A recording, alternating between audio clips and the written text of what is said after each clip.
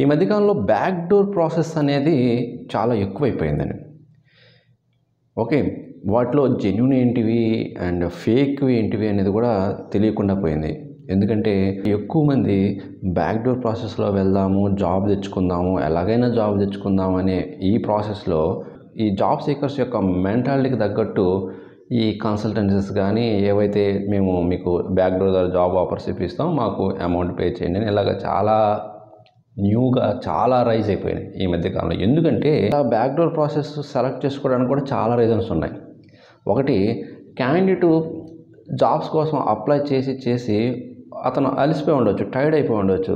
ఎందుకంటే కంపెనీస్ నుండి ఎలాంటి రెస్పాన్స్ రాలేదనుకోండి, ఇతను అప్లై చేస్తున్నాడు, కంపెనీస్ రెస్పాన్స్ రావట్లేదు, అదొక సినారియో. సెకండ్ది ఏంటి, ఇతను ఇంటర్వ్యూస్ అటెండ్ అవుతున్నాడు, ఎలాంటి ఇంటర్వ్యూస్ క్రాక్ చేయలేకపోతున్నాడు. అండ్ థర్డ్ ఏంటి, ఇతనికి ఆల్రెడీ చాలా కెరీర్ గ్యాప్ ఉండొచ్చు, ఓకే, బట్ ఇతని దగ్గర స్కిల్స్ ఎక్కువగా లేకపోవచ్చు. సో అప్పుడు కూడా బ్యాక్ డోర్ ప్రాసెస్ సెలెక్ట్ చేసుకుంటున్నారు. ఇలా చెప్పుకుంటూ పోతే ఒక్కొక్కరికి ఒక్కొక్క రీజన్ వల్ల వాళ్ళకి టైం లేకపోవడము, పేషెన్స్ లేకపోవడము, స్కిల్స్ లేకపోవడము. ఓకే, సో ఏముందిలే ఒక 2 lakhs 1.5 lakhs పే చేస్తే మనకు జాబ్ వస్తుంది కదా, మనం సెటిల్ అయిపోవచ్చు అని అనుకుంటుంటారు. కానీ ఇలాంటి ప్రాసెస్లో కూడా క్యాండిడేట్స్ 90% మంది వాళ్ళు మనీని పే చేసి కూడా లాస్ అవుతున్నారండి ఈ మధ్యకాలంలో. దీంట్లోంచి ఒక సినారియో, ఒక ఎగ్జాంపుల్ మీకు ఈరోజు చెప్పబోతున్నాను, ఎలాగ ఒక పర్సన్ అతని యొక్క మనీని లాస్ అయ్యారు అనేది. సో అదేంటంటే, సో క్యాండిడేట్ యాక్చువల్గా అయితే సాఫ్ట్వేర్ టెస్టింగ్ కోర్స్ నేర్చుకున్నారు. సో ఇలాగా ఈ బ్యాక్ డోర్ ప్రాసెస్ చూస్తున్నారు. ఓకే, యాక్చువల్గా అతను పాస్ అవుట్ ఇయర్ కూడా రీసెంట్ పాస్ అవుట్ ఇయరే అయినా కూడా ఇంకా అందరూ అదే ఫాలో అవుతున్నారనే ఒక మెంటాలిటీ అతనిలో కూడా కలిగి ఈ ప్రాసెస్ చూశారు. ఎవరో అప్రోచ్ అయ్యారు, ఒక సమ్ ఎక్స్ కన్సల్టెన్సీ అప్రోచ్ అయ్యారు, మాకు 1.5 lakhs పే చేస్తే జాబ్ అయితే ఇప్పిస్తాము, సాఫ్ట్వేర్ జాబ్ అని చెప్పారు.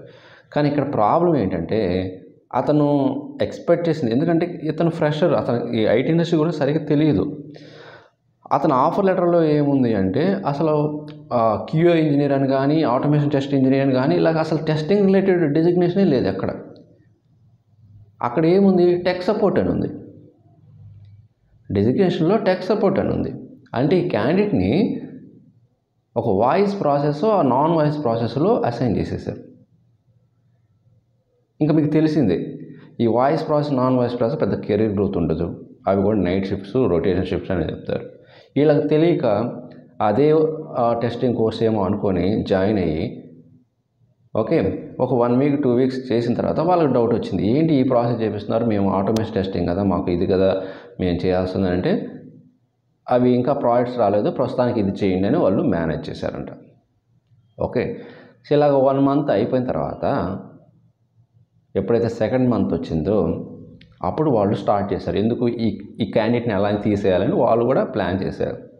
ఇలానే జరుగుతుందండి, చాలామంది బిజినెస్ అలానే జరుగుతుంది. ఎలా ప్లాన్ చేశారంటే, మీ వాయిస్ యాక్సెంట్ అనేది ఈ జాబ్ ప్రొఫైల్కి మ్యాచ్ కావట్లేదు, మీ పర్ఫార్మెన్స్ బాగాలేదు, మా క్లయింట్స్ యాక్సెప్ట్ చేయట్లేదని అతన్ని బెంచ్ మీద పెట్టారు. అలా బెంచ్ మీద పెట్టారంటే కొన్ని రోజులకి అతన్ని తీసేస్తున్నారు.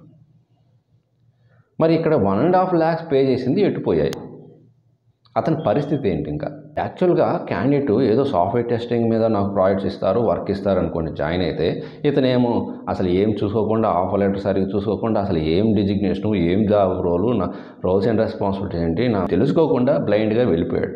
ఈ ప్రాసెస్లో కానీ మీరు కానీ చేస్తున్నప్పుడు ఆఫర్ లెటర్స్ కానీ, ఓకే, మీరు ఒక క్లారిటీ తీసుకోండి, ఏంటి నా పొజిషన్ ఏంటి, నేను ఎలాంటి వర్క్ చేయబోతున్నాను, నా రోల్ ఏంటి అని తెలుసుకోవాలి. అండ్ మినిమం 6 months అయినా గ్యారంటీ ఉందా ఈ జాబ్కి? నీకు 1 month 2 monthsలో తీసేస్తే మీరు పే చేసిన అమౌంట్ అని ఎట్టిపోతున్నాయి, అతని యొక్క పరిస్థితి ఏంటి? వాళ్ళు చెప్తుంటారు, అది జాబ్ పోయినా కూడా ఇంకొక జాబ్ చూపిస్తామని ఎవరైతే మనీ తీసుకున్నారో వాళ్ళు చెప్తుంటారు మిమ్మల్ని కన్విన్స్ చేసుకోవడానికి. ఇంకా ఆ తర్వాత వాళ్ళు జాబ్ చూపిస్తారో లేదో తెలియదు, ఎవరికి అంత గ్యారంటీ షూరిటీ అయితే లేదు. ఇలాగా ఎంతోమంది లక్షలు పోగొట్టుకుంటున్నారండి.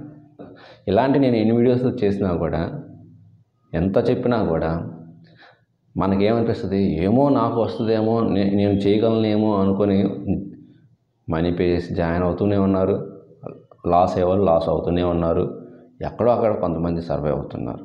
మెయిన్ కంటెంట్ ఏంటంటే, అలాంటి ప్రాసెస్లో పోయినప్పుడు మొత్తం క్లియర్గా అండర్స్టాండ్ చేసుకోండి. వాళ్ళ టర్మ్స్ అండ్ కండిషన్స్ ఏంటి, వాళ్ళ పాలసీస్ ఏంటివి, అసలు నా రోల్ ఏంటి, ఎలాంటి ప్రాజెక్ట్స్ ఉన్నాయి, అది జెన్యూన్ కంపెనీ ఫేక్ కంపెనీ, ఇవన్నీ తెలుసుకొని ప్రొసీడ్ అవ్వడం బెటరు. బట్ నేనైతే ఇలాంటి ప్రాసెస్ని రికమెండ్ చేయను. కానీ నేను ఇలా చెప్తే చాలామంది ఏమంటారంటే, సార్ ఓపెనింగ్స్ లేవు కదా ఇంక మేమేం చేయగలము అని కొంతమంది అంటుంటారు. సో ఇంకా ఆ క్వశ్చన్కి అయితే నా దగ్గర సమాధానం లేదు. మీ దగ్గర అంత ఓపిక లేకపోతే ఇంకా నేనేం చెప్పలేను దానికి. బట్ మీరు మాత్రం చాలా జాగ్రత్తగా ఉండాలి ఇలాంటి విషయంలో. ఓకే, సో చాలామంది ల్యాక్స్ ఆఫ్ అమౌంట్ని లాస్ అవుతున్నారు. ఓకే, సో మీకు ఈ ఇన్ఫర్మేషన్ నచ్చితే మర్చిపోకుండా మీ ఫ్రెండ్ సర్కిల్లో షేర్ చేయండి. ఇది చాలా యూస్ఫుల్ ఇన్ఫర్మేషన్.